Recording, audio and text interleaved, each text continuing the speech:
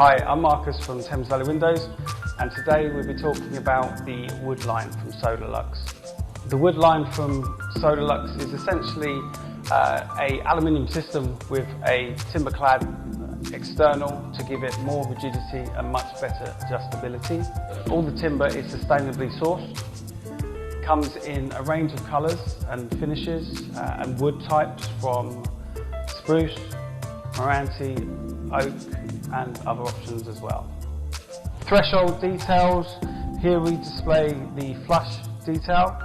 There are other ranges as well and options. You can have a rebated track or a DDA track. The DDA track will give you a minimal threshold but still give you maximum weather rating of 600 pascals. The paired doors on these systems, on the Solarlux systems, are tested to 20,000 cycles. The leading doors are tested to 50,000 cycles. 20,000 cycles equates to 30 years if used every day. The Woodline is primarily a double glaze system, and with a double glaze unit of a centre pane of 1, you would achieve 1.3 to 1.4 as an overall U value.